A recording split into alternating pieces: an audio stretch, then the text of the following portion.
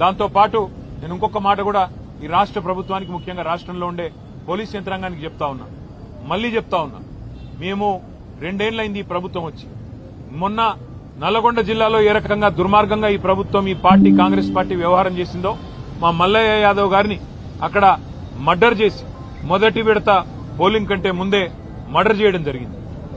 నల్లగొండ నియోజకవర్గంలో ఒక సోదరుడు, ఒక బీసీ సోదరుడు, ఆయన కూడా నామినేషన్ వేస్తే నామినేషన్ వేయొద్దని బెదిరించి కొట్టి ఆఖరికి కిడ్నాప్ చేసి ఆయనకు మూత్రం దాగిచ్చారు.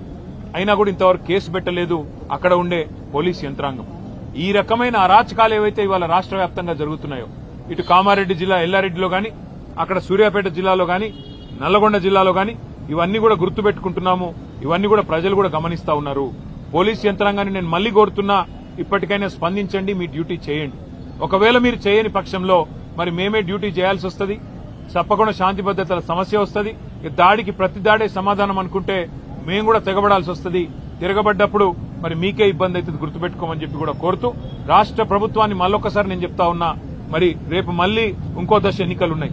ఈ రకంగా ఆవేశాలకు లోనయ్యే విధంగా మీ కార్యకర్తలను మీరేదైతే రెచ్చగొడుతున్నారో ముఖ్యమంత్రి గారు మీ భాషతో ఇష్టం వచ్చినట్టు మాట్లాడుతూ, నోటికొచ్చిన దూషణలు మాట్లాడుతూ, ఇది మంచిది కాదు ప్రజాస్వామ్యంలో.